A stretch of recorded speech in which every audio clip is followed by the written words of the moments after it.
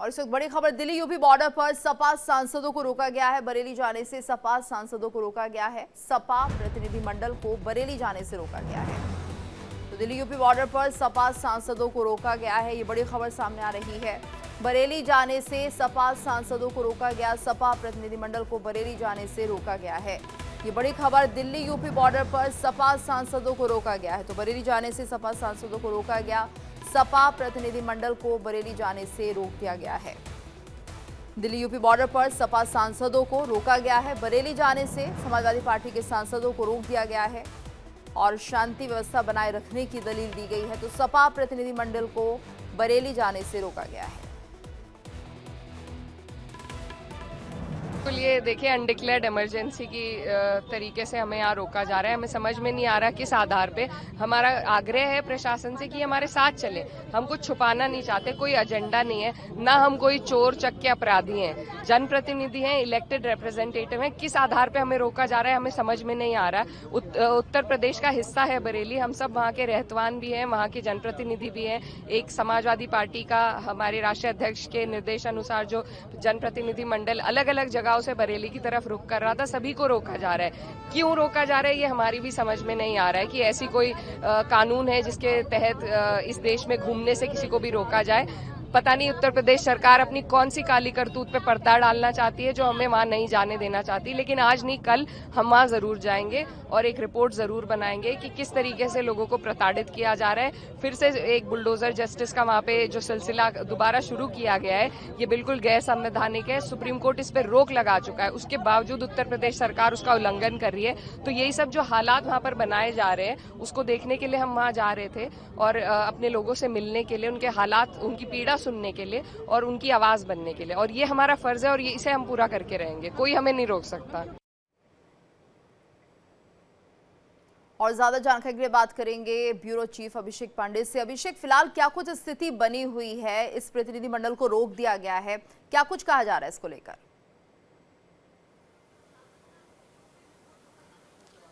देखिए, 14 लोगों का जो सपा का जो डेलीगेशन था आज बरेली उनको जाना था और वहां पर लोगों से मुलाकात करनी थी, अफसरों से बात करनी थी कि आखिर जुमे की नमाज के बाद वहां पर क्या हुआ।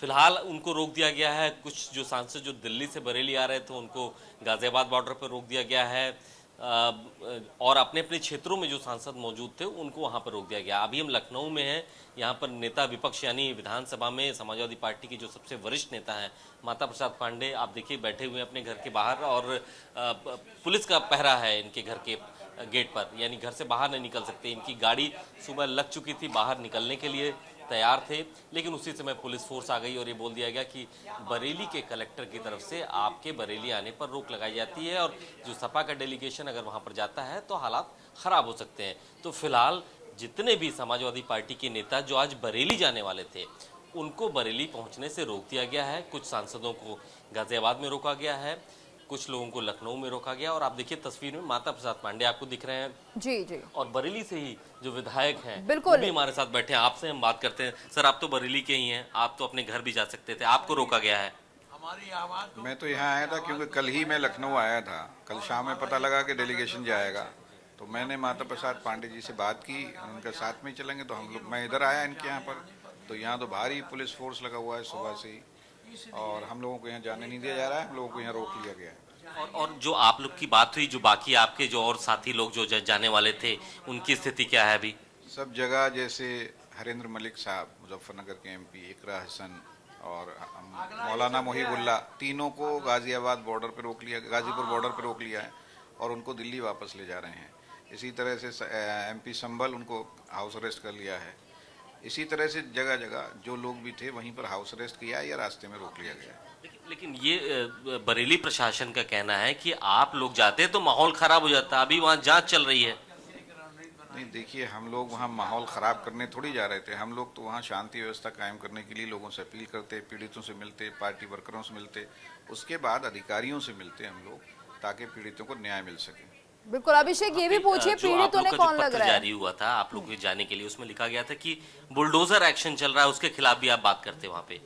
नहीं, वहाँ जाकर सारी असलियत देखते, क्योंकि अभी तक तो अखबारों में पढ़ा, चैनलों में देखा। वहाँ जाकर हम लोग असलियत देखते और उसके बाद राष्ट्रीय नेतृत्व को अपनी रिपोर्ट सौंपते। अच्छा, एक सवाल माता प्रसाद पांडे जी से ले लेते हैं। विपक्ष के नेता हैं, सपा के सबसे वरिष्ठ नेताओं में से एक हैं। आप सुबह तैयार हो गए, गाड़ी भी लग गई और निकलने नहीं दिया गया। अरे गाड़ी पर गए थे, गाड़ी पर चढ़ने नहीं दिया, ऐसा नहीं है कि वहां तक नहीं गए थे। अब हाथापाई कौन करे, अच्छी बात नहीं है ना। अब पुलिस तो पकड़ के पकड़ ली, अब उनसे झटके धक्का मुक्की करें तो अच्छी बात है। अखिलेश यादव जी का से कोई बात हुई, उनके डायरेक्शन पे आप सब लोग जा रहे थे, वहाँ क्या पता लगाना चाहते थे? पता लगाना चाहते थे कि ये जो दुष्प्रचार हो रहा है कि उपद्रवी हैं फलाने के बारे में सही जानकारी प्राप्त कर लें क्या हो रहा है।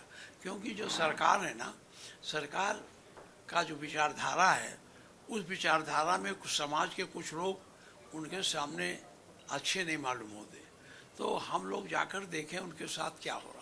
सर, लेकिन वहाँ पे जुम्मे की नमाज के बाद जो हुआ, आप क्या उसको जस्टिफाई कर रहे हैं? गलत हुआ, वहाँ पत्थर चले, वहाँ पे जब देखे नहीं आप जाते तो जुम्मे के नमाज के बाद क्या हुआ जानकारी होती तब ना जस्टिफाई करते। आप जस्टिफाई करने के लिए तो जा रहे थे। आप कार्रवाई को मान रहे हैं कि दंडात्मक जो कार्रवाई हुई, पुलिस का जो एक्शन हुआ, वो गलत है? वो बिल्कुल गलत है। अगर कोई ज्ञापन देने जाता है और कोई इकट्ठा होके अपनी बात रखना चाहता है तो लोकतंत्र में ये प्राविधान है, पुलिस को इसमें बाधा नहीं पैदा। पुलिस को चाहिए था उन लोगों को कायदे से डिस्ट्रिक्ट मजिस्ट्रेट के साथ। तो अभी मैं ज्ञापन दिया हूँ, 2000 आदमी मेरे साथ थे, खाद का, बीज का चोरी बढ़ गई थी, हमारे साथ 2000 आदमी थे। कलेक्टर अनुमान नहीं लगा रहे, सब लोग जाके शांतिपूर्ण ढंग से गए, सबने ज्ञापन दिया। अगर वही पुलिस हम लोगों पर हंगामा करती कि न जाओ तो झगड़ा होता। सर, सबने देखा, वीडियो फुटेज आए, पत्थर चलाए गए, पेट्रोल बम रखे गए, डंडे लगाए गए, पुलिस के नेम प्लेट नोची गई। ये कौन लोग, उपद्रवी कौन थे? हम राजनीति में हिंसा की बात नहीं करते। कोई भी राजनीति में हिंसा करता है तो अच्छी बात नहीं है। इसी सब की जानकारी करने के लिए जा रहे थे। आप वहाँ थे जब नोचा गया? हमने वीडियो फुटेज देखे, हमने टेलीविजन में दिखाया। टेलीविजन में तो बहुत कुछ दिखाया जाता है, जो अच्छी बात है वो नहीं दिखाई जाएगी। यानी अभिषेक ये मानने को तैयार नहीं है कि ऐसा कुछ हुआ होगा या जो वीडियोस आए हैं वो सही हैं। तो ठीक है, चलिए आप हमारे साथ बने रहिएगा। हमारे साथ गाजीपुर बॉर्डर से अजीत रावत भी जुड़ गए, हमारे संवाददाता। अजीत, गाजीपुर बॉर्डर की अगर हम बात करें तो यहाँ पर फिलहाल क्या हालात बने हुए हैं? क्या यहाँ से जो सांसद जिन्हें रोका गया था वो वापस दिल्ली चले गए हैं?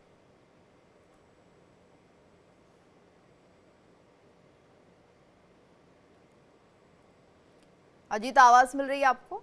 जी जी जी, अभी फिलहाल क्या हालात बने हुए हैं?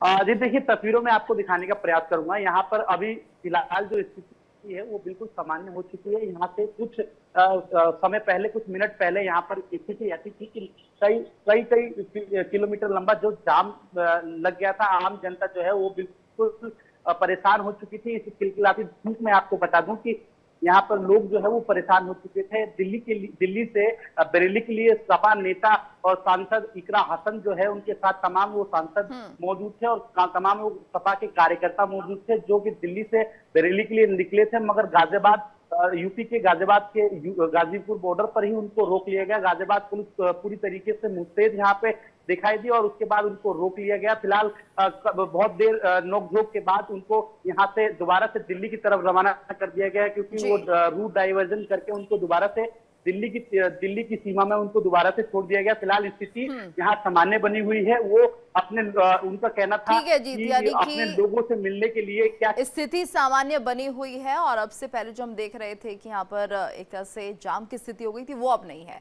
धन्यवाद करना चाहेंगे अभिषेक का भी और अजीत का भी। बहुत बहुत धन्यवाद इस पूरी जानकारी के लिए।